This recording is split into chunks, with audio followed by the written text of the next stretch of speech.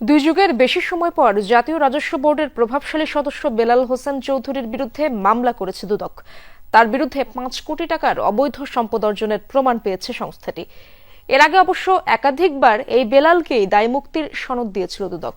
এদিকে সাবেক গণপূর্ত মন্ত্রী ওবায়দুল মুক্তাদির চৌধুরীর বিরুদ্ধে প্রায় 25 কোটি টাকার সন্দেহজনক লেনদেনের অভিযোগে মামলা করেছে দুদক। নাম তার বেলাল চৌধুরী, জাতীয় রাজস্ব বোর্ডের প্রভাবশালী সদস্য। 2 যুগের বেশি সময় ধরে তার বিরুদ্ধে একাধিকবার দুর্নীতির ফাইল খোলা হলেও বারবার পেয়েছেন দায় মুক্তির সনদ। সর্বশেষ 2022 সালে রাজস্ব ফাঁকির অভিযোগে অনুসন্ধানও মাঝ পথে থেমে যায়। এবছর ফেব্রুয়ারিতে তার বিদেশ গমনের নিষেধাজ্ঞা জারি করেন আদালত। তারপরেও 19 সেপ্টেম্বর সরকারি সফরে ইন্দোনেশিয়া ও অস্ট্রেলিয়া যান এই বেলাল। যদিও পুলিশের ব্যাখ্যা 9 সেপ্টেম্বর আদালতই তাকে বিদেশ সফরের অনুমতি দেন।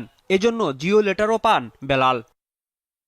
অনুসন্ধানের পর তার বিরুদ্ধে প্রায় 5 কোটি টাকার অবৈধ সম্পদ অর্জন ও 4 কোটি 60 লাখ টাকার সম্পদের তথ্য গোপনের অভিযোগে মামলা করল দুদক। মহাপরিচালক জানান, আগের তদন্তগুলো কারো গাফিলতি থাকলে খতিয়ে দেখা হবে। দুর্নীতি দমন কমিশনে দাখিলকৃত সম্পদ বিবরণীতে 4 কোটি 60 লক্ষ টাকারও বেশি মূল্যের সম্পদের তথ্য গোপন এবং অসাধু উপায়ে 4 কোটি 97 লক্ষ টাকারও বেশি সম্পদ অর্জন পূর্বক ভোগ দখলে রাখার অপরাধ অনুসন্ধানকালে প্রমাণিত হয়েছে।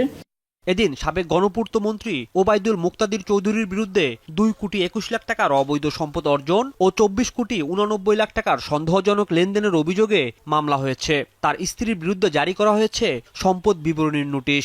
জ্ঞাত আয়ের উৎসের সাথে অসঙ্গতিপূর্ণ 2 কোটি 21 লক্ষ টাকারও বেশি মূল্যের সম্পদ অর্জন ও দখলে রাখা এবং 6টি ব্যাংকের ব্যক্তিগত প্রতিষ্ঠানের নামেও 8টি ব্যাংক হিসাবে 24 কোটি 89 লক্ষ টাকারও বেশি সন্দেহজনক লেনদেন করার অপরাধ অনুসন্ধানকালে প্রমাণিত হয়েছে। এদিন বেনাপোল কাস্টম হাউজে 2,76,000 টাকার ঘুষ গ্রহণের ঘটনায় দুদকের মামলায় রাজস্ব কর্মকর্তা শামীমা আক্তার ও তার সহযোগী হাসিবুর রহমানকে জেল হাজতে পাঠানো হয়েছে। রাজীব আহমেদ, যমুনা নিউজ, ঢাকা।